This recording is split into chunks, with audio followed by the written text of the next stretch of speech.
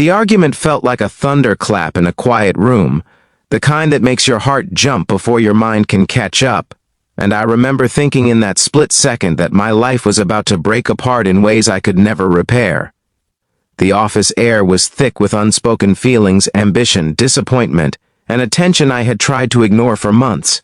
And then everything changed so suddenly that even now it feels unreal, like a scene pulled from a film I never expected to star in. Before the story goes any further, I want to pause here for just a moment. If you believe in kindness, second chances, and the idea that life can surprise us when we least expect it, please like this video, share it with someone who needs hope, leave a comment, and subscribe to the channel. Your support keeps stories like this alive, and it means more than you know.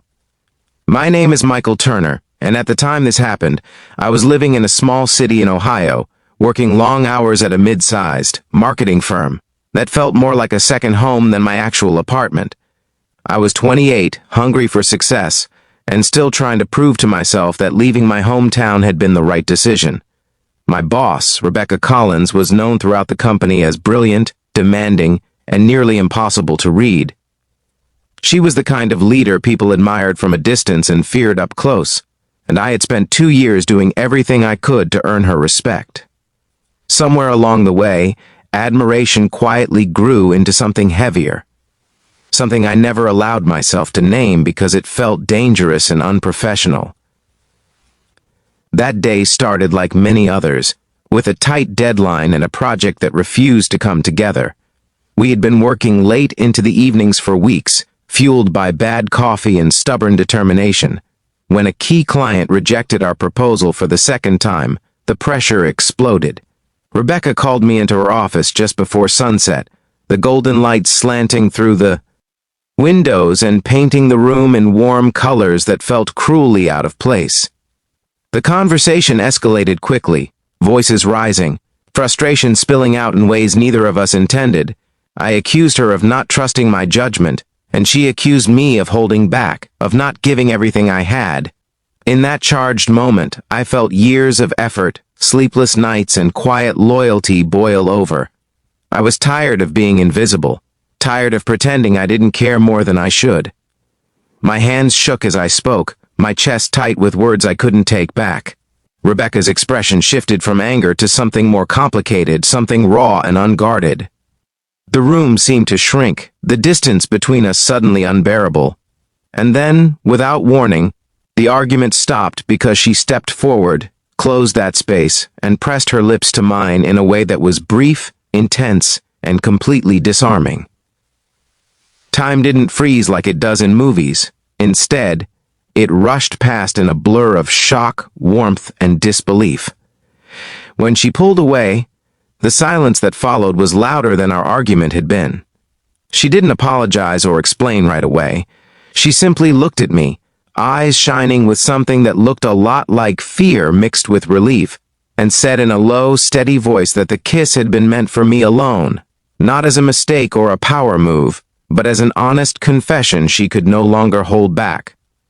I left her office that evening with my mind spinning and my heart pounding, unsure of what I was supposed to feel. Part of me was elated, another part terrified. The next few days were awkward and tense, filled with stolen glances and unspoken questions. Rebecca remained professional, but something had shifted between us, something fragile and electric. I wondered if that moment would cost me my job, or if it would fade into an uncomfortable memory we both pretended never happened. As the weeks passed, the project slowly came back together, not because of pressure or fear, but because something deeper had changed in me. I stopped working to impress and started working with honesty. Rebecca noticed. Our conversations became calmer, more respectful, and surprisingly supportive. She challenged me in ways that helped me grow, and I began to see her not just as a boss, but as a human being carrying her own doubts and regrets. She had built walls around herself to survive in a world that rarely forgave weakness, and that single impulsive kiss had cracked those walls open. One evening after work, we stayed late again, but this time the air was different. There was no anger, no raised voices, only quiet understanding. We talked openly about boundaries, about the risks, and about the feelings we had both tried to bury under professionalism. She admitted she had been lonely for a long time, afraid to let anyone see the parts of her that weren't strong or in control. I confessed how close I had come to quitting, convinced I would never be good enough. In that shared vulnerability, something healing took root. Life didn't magically become perfect after that. We chose to take things slowly and responsibly, aware of the power dynamics and the consequences. Rebecca eventually transferred to a different branch in another state, ensuring there was no conflict of interest. The distance was hard, but it also gave us space to learn who we were outside the office walls. We visited each other on weekends, exploring small towns, sharing meals, and building a connection based not on tension, but on trust and kindness. Looking back now, years later, I realized that the kiss wasn't the most important part of the story. What mattered was what came after: the courage to face uncomfortable truths, the humility to change, and the grace to offer each other second chances. That moment of chaos became the spark that forced us both to grow, to become better versions of ourselves.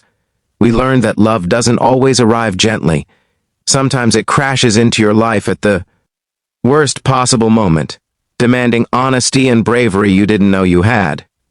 If this story has reached something deep inside you, if it reminded you of a moment when life surprised you or love changed you, please take a second to like this video, share it with someone who believes in redemption, and subscribe to the channel. Your engagement helps keep these stories alive and reminds us that we're not alone in our experiences. And just before this story ends, I have one special request for you. Please comment below and tell us whether you believe second chances can truly change a person's life, because your words might be exactly what someone else needs to read today in the end. I didn't just gain a partner, I gained a deeper understanding of myself and the power of kindness in moments of conflict. Sometimes the most unexpected actions open the door to healing, growth, and a future you never planned but are grateful to have.